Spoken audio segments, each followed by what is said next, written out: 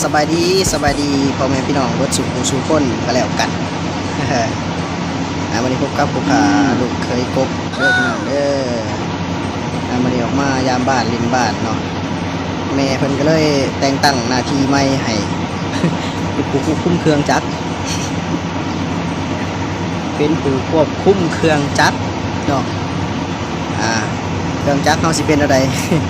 ไปเบิ่งกันเด้อพี่น้องเด้อสิพาไปเบิ่งเครื่องจักรนี่เครื่องจักรของ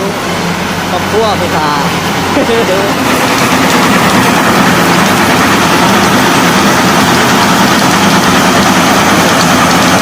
ห้องสีเก่าขนาดน้อย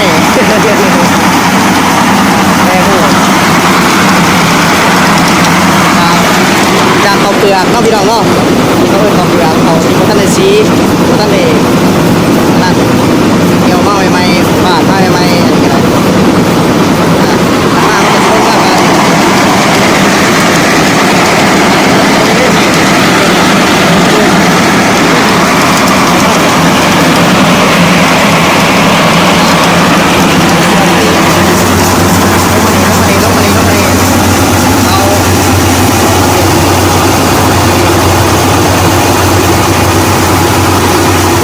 ขั้นตอนนี้เป็นขั้นตอนที่1เด้อพี่น้องเด้อยังบ่ทันได้สำเร็จตัวนี้นะยังสิได้เอาขึ้นไปอีกสิได้เอาขึ้นหัวนั่นอีกบาทนึงบาทว่าเป็นอบาย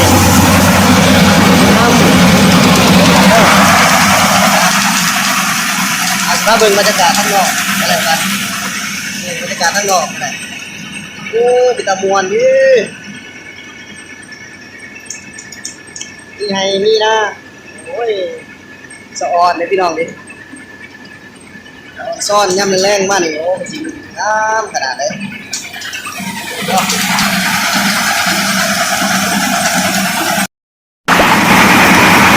่น้องจะให้ขั้นตอนสุดท้ายแล้วพี่น้องเด้อนี่ขั้นตอนที่2นี่ออกมาแล้วเนาะจะมาใส่ถังอีกอันนึง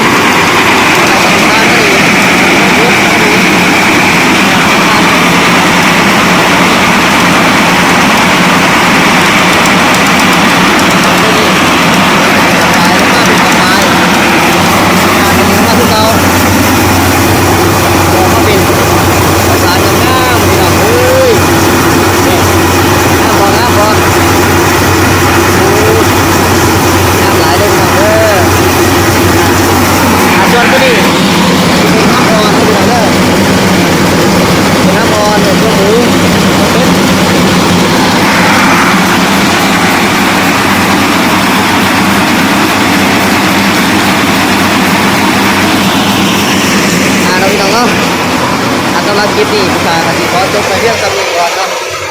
คนใดเข้ามาเบิ่งแล้วก็อย่าลืมกดไลค์กดแชร์กดติดตามให้ผู้ชายเด้อกดไลค์กดถ่ายคลิปให้เบิ่งเรื่อยๆนี่แหละบ้านบาย